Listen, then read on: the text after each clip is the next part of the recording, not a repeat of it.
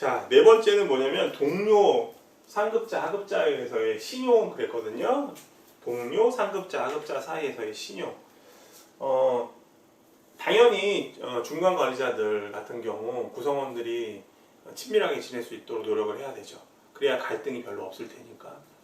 그래서 뭐 실제로 어떤 조직에 가보면 부서원들끼리 상당히 친해서 뭐 주말 같은 경우에 뭐 같이 뭐 음식도 같이 먹고 어디 재밌는 거 보러 다니기도 하고 그러기도 해요. 자, 어찌됐건 간에 이런 차원을 좀 확대를 해보면 GWP라는 게 있거든요. 이게 뭐냐면 Great Workplace라고 하는데 그냥 조직 문화를 만드는 거하고 관련이 있어요. 조직 문화, 조직 분위기를 우리말로 얘기하면 좋은 일터 만들기 정도? 그죠? 좋은 일터 만들기. Great Workplace. Great Workplace. 좋은 일터 만들기. 자, 좋은 일터 만들려면은 첫 번째는 어떤 게 중요하냐면 프라이드. 회사, 조직에 대한 프라이드가 있어야 된다. 그죠? 여러분들 친구 중에 삼성 들어간 친구들, 그죠? 되게 프라이드 갖고 있죠. 그죠? 제가 대학교 졸업할 때쯤 돼서 IMF가 터졌거든요. IMF 구제금융 받고 이런 상황이었는데 근데 취업이 상당히 어려웠어요. 입사 취소되고 막 그런 상황이어서. 근데 삼성 들어간 친구들은 삼성 아이디 카드를 목에 걸고 친구 모임에 막 나오고 그랬어요. 회사에 대한 자부심이 커서. 두 번째는 fun. 이거는 자기가 수행하는 일에 대한 재미. 그죠? 그리고 구성원 간 트러스트, 신뢰, 재미, 자부심. 지금 설명드리는 게 뭐냐면 GWP에서 가장 중요하게 생각하는 핵심 가치예요. 회사에 대한 프라이드, 자부심, 일에 대해서 fun, 재미, 그 다음에 트러스트, 구성원 간 신뢰. 그래서 동료, 상급자, 하급자 사이에서 신용 얘기하다가 신용, 신뢰 비슷한 개념이잖아요. 그죠? 더 나아가서 일에 대한 재미를 느끼고 조직에 대한 자부심을 갖는다고 하면 당연히 좋겠죠. 그래서 인간적 기술 얘기하면서 이제 트러스트 얘기하면서 확장된 개념으로 GWP는 조직 분위기를 만드는데 일조하고 있다. 이렇게 보시면 돼요. 자, 그 다음에 15페이지 볼까요? 15페이지.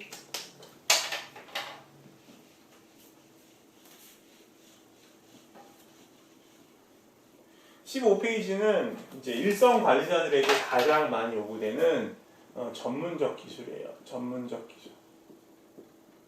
전문적 기술. 테크니컬 스킬.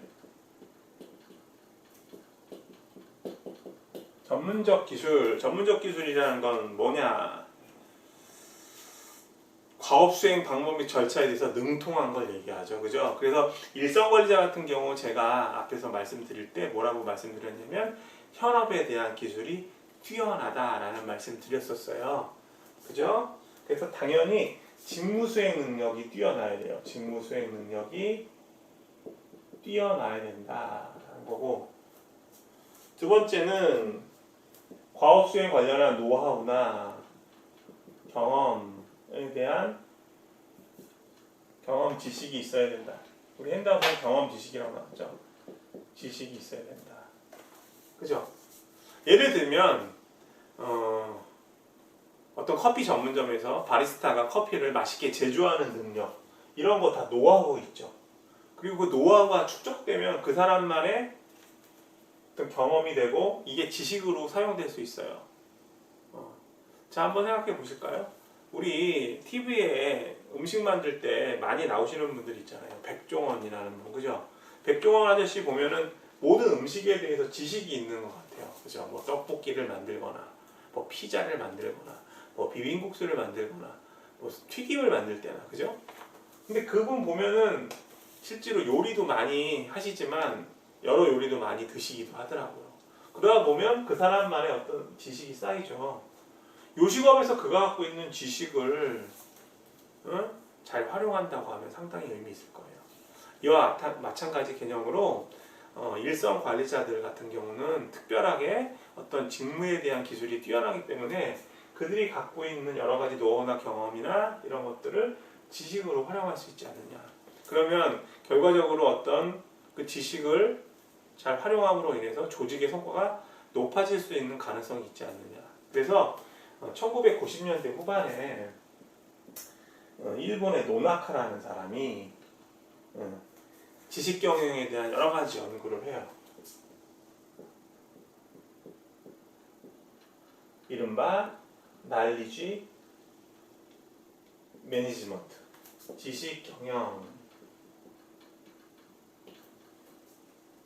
그래서 90년대 후반이라고 써야지.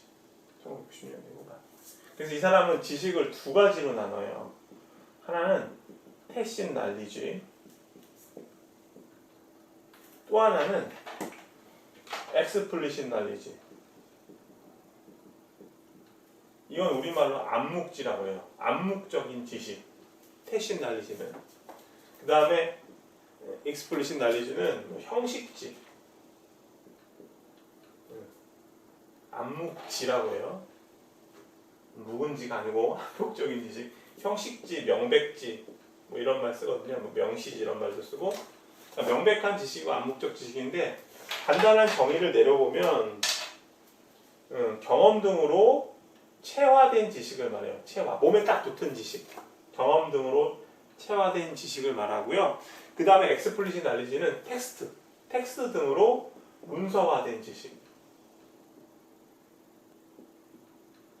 쉽게 말하면 백종원 씨가 가지고 있는 지식들, 음식에 관한 지식들은 대부분 그 사람한테 체화된 지식이죠.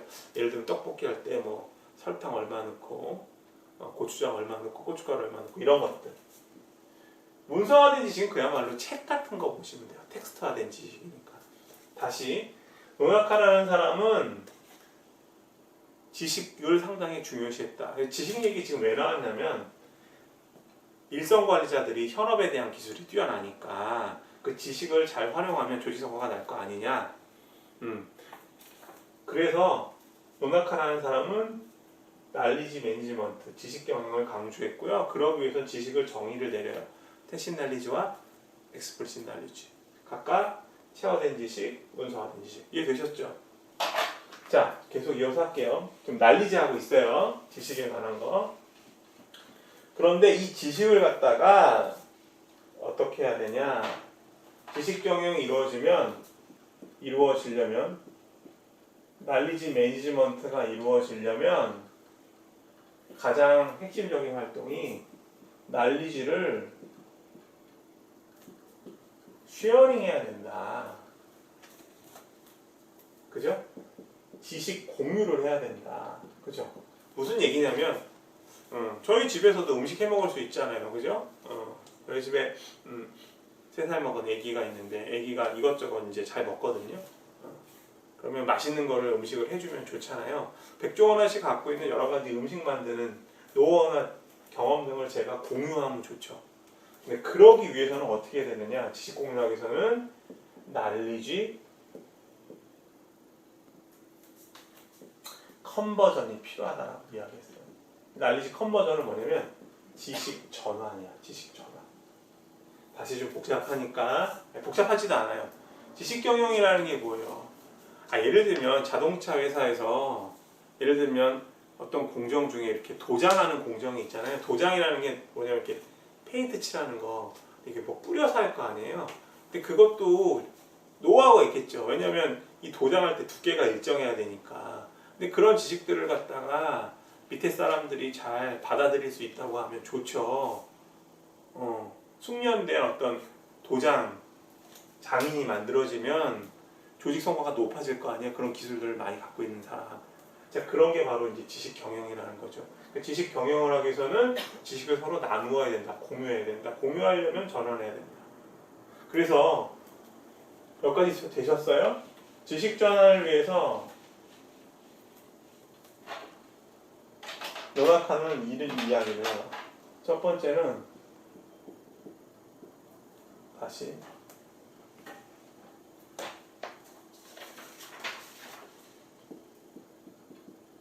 소셜라이제이션. 지식의 우리가 사회화라고 하거든요. 지식 전환의 이제 첫 번째 단계로 지식 전환의 첫 번째 단계로 사회화라는 걸 얘기해요. 사회화는 암묵지를 암묵지로 전환하는 거예요. 자, 지식 경영에서 가장 중요한 거는 지식을 공유하는 것이고, 지식을 공유하기 위해서는 지식을 전환해야 된다. 우리가 배운 지식은 암묵지하고 형식지였죠. 암묵지를 암묵지로 어떻게 전환할까? 요거는 주로 이제 집단이나 조직 내에서 많이 이루어지는데, 자, 예를 한번 들어볼게요. 예를 들면 큐슈 지방에 큐슈에 무슨 나가시마라는 곳이 있죠. 장도라는 곳. 나가시마에서 무슨 다나카라는 전중이라는 초밥집이 있다고 해봐요. 이 초밥집 같은 경우에 일본에 가보면 한 300년 이상 초밥집 해온 분들이 계시거든요. 할아버지 선조 대대로. 그러면 할아버지가 그의 아들에게, 아들이 아들에게 초밥 만드는 기술을 전수했을 거 아니에요. 그죠? 경험을 전하는 거니까 암묵지가 암묵지로 전환되는 거죠. 그죠?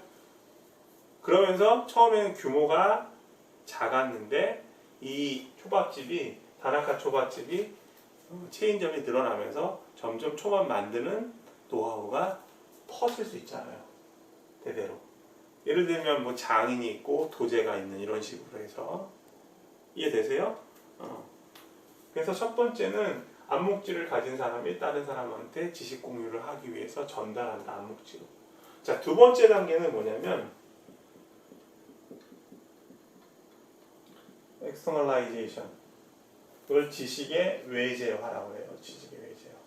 지식의 외재화는 암묵지를 형식지로 만드는 거예요. 어떤 게 있겠어요? 암묵지를 형식지로 만드는 거. 자, 초밥에 만드는 기술을 계속 습득한 손자의 손자가 책을 내는 경우죠. 초밥에 대한 책을. 내가 지금까지 초밥 만드는 노하우를 집대성할 거야. 예를 들면 밥을 지을 때는 그냥 물로 짓는 게 아니라 다시마를 우려낸 국물에다가 뭐 쌀에 얼마만큼의 물을 넣고 뭐 끓는 불의 세기는 어느 정도 하고, 이런 자기가 경험하고 체화한 것들이 있을 거 아니에요. 그런 것들을 다 책으로 내는 거죠. 그죠? 그 다음에 그러면 내재된 지식이 밖으로 끄집어내는 외재화가 이루어지겠죠. 그 다음에 세 번째로는 콤비네이션. 콤비네이션은 뭐 많은 책에서는 종합화라고 나오는데 저는 조합이라고 할게요. 조합. 이것은 뭐냐면 형식지를 형식지로 만드는 거예요. 형식지와 형식지가 합쳐지는 거네. 만들어지는 게 아니라. 그죠? 형식지가 형식지로. 그래서 이런 거죠. 제가 뭐 예를 들어보면 여러분들 이제 수업 관련된 자료 만들 때 지금 핸드아웃 제가 나눠드리는데 책이 하나의 교과서가 있을 거 아니에요. 경영에 관련된 A 출판사에 나온 책, 그다음에 B 출판사에 나온 책, C 출판사에 나온 책, D 출판사에서 나온 책. 제가 여러분들에게 제공하는 이 핸드아웃은 많은 뭐 논문이라든가 그 다음에 교과서들을 종합한 거거든요. 그죠? 그래서 핸드아웃 같은 경우 내용은 별로 안 들어간 것 같은데 제 강의를 통해서 여러분들은 많은 책들을 간접적으로 경험하실 수 있어요. 제가 전달하는 내용에 있어서. 그죠? 그래서 형식지를 조합하는 과정이 바로 조합. 그 다음에 네 번째는 internalization. 그래서 지식의 내재화. 이거는 형식지를 암묵지로 만드는 과정이라고 보시면 돼요. 형식지를 암묵지로 만드는 과정이다. 이해되셨어요? 무슨 소리예요? 예를 들면 이제 제가 여러 가지 책을 썼어요. 본 어떤 논문이나 강의나 이런 것들 경험을 토대로 책을 쓰면 여러분들이 열심히 공부하시고 강의를 들으시면서 그 지식을 여러분들한테 체화시키죠. 그런 과정이라고 보시면 돼요. 예를 들면 뭐 이런 것도 있을 수 있어요. 수영 교본이라고 해서 수영 교본을 보고 열심히 수영을 익히는 거. 예를 들면 수영 교본 보면 이런 거 있잖아요. 몸에 힘을 빼고 물에 눕는다. 그렇죠? 물에 누우면 어떻게 돼요? 가라앉죠, 대부분에. 근데 책에 보면 가만히 힘을 빼고 심호흡을 하면 뜹니다. 그죠? 뜨면 팔을 젓습니다. 다리를 찹니다. 앞으로 나아갑니다. 이렇게 돼 있죠? 그래서 사실은 형식지가 암묵지로 될 때는 상당한 많은 시행착오와 노력이 필요하다. 제가 어떤 요리사의 책을 보고서 열심히 공부를 해도 제가 실제로 그 요리사만큼 맛을 내긴 어렵잖아요. 체화가 안 됐으니까. 자, 어찌됐건 간에 소셜라이제이션에서 엑스터널리제이션, 그 다음에 콤비네이션, 그 다음에 인터널리제이션으로 가는 과정을 우리가 지식 전환 과정이라고 한다라고 보시면 돼요. 첫 글자만 따서 기억하셔도 좋을 것 같아요. SECI. 우리말로 쓰면 새끼 이렇게. 이거 이상하다. 그냥 SECI라고 보시면 될 것 같아요. 너무나 중요해서 지금 제가 좀 장황하게 말씀드렸는데 좀 헷갈리시면 요거 두 개만 기억하셔도 좋아요. 외제화와 내재화. 외제화는 암묵지를 끄집어내서 형식지로 만드는 거. 그 다음에 내재화는 형식지를 암묵지로. 그 과정에 소셜라이제이션 콤비네이션이 있다. 이렇게 보시면 됩니다. 그리고 암묵지가 암묵지로 전달되는 과정에서 내용이 더 풍부해지겠죠. 네. 예를 들면 초밥집 아까 말씀을 드린 걸 예를 들면 할아버지는 밥하는 데만 어떤 노하우를 갖고 있었는데 우리 손자는 생선을 맛있게 유지하는 데 어떤 노하우를 가졌다. 그러면 암묵지가 결합되는 거잖아요. 자, 그렇게 보시면 될 것 같습니다. 지식 얘기하다가 그리고 이제 마지막에 나와 있는 멘토링하고 코칭은 앞단에서 말씀드렸으니까 참고하시면 될 것 같아요. 멘토링은 주로 조직 분위기를 익히는 게 많이 사용돼서 대부분 조금 더 설명할까요?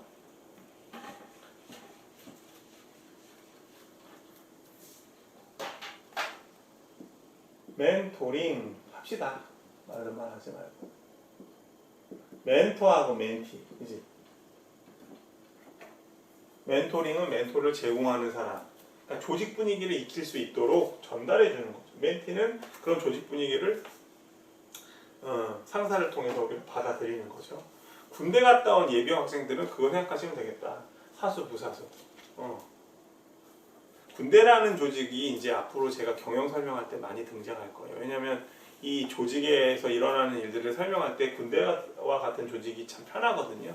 그렇게 보시면 되고 멘토링 같은 거, 유래 같은 건 다 아실 거예요. 그죠? 저기 그 고대 히랍 신화에 등장하는 이야기죠. 그 트로이 전쟁 일어날 때 그 그리스 연합군 중에 그 이타카의 왕 오디세우스 있잖아요. 그 사람의 친구였어요. 멘토르라는 사람이. 그의 아들 텔레마코스한테 교육을 시키기 위해서. 여러분들 트로이 전쟁 보신 분들 알겠지만, 일리아드 보신 분들 아시겠지만, 그 트로이 전쟁 20년 동안, 전쟁 10년인가 20년하고 돌아오는데도 시간이 많이 걸리잖아요. 그 과정에서 아들이 성장할 텐데 그 교육을 맡긴 사람이 바로 오디세우스의 절친 멘토르라는 사람이었죠. 거기서 유래됐다고 보시면 되고요. 그래서 관계가 대부분 멘토링은 1대1로 이루어지는 경우가 많아요. 한 명의 멘토와 또 한 명의 멘티. 반면에 코칭을 해주는 사람이 많을 수 있어요. 우리 야구 경기 보면은 투수 코치, 주루 코치, 타격 코치, 수비 코치 많잖아요. 투수를 제외하고 일반 타자들은 이제 수비를 겸하는 경우니까 주루라든가 타격, 수비 여러 가지 기술들을 전수받죠. 그래서 조직에서도 마찬가지로 여러 명의 상사나 동료들에게 코칭을 받을 수 있다. 이렇게 보시면 되겠다. 역시 기본 베이스는 현업에 대한 기술이 뛰어나기 때문에 이게 가능하다고 보시면 될 것 같아요. 자, 그렇게 정리를 하시고 4분은 여기서 좀 맞춰야겠네요. 마칠게요.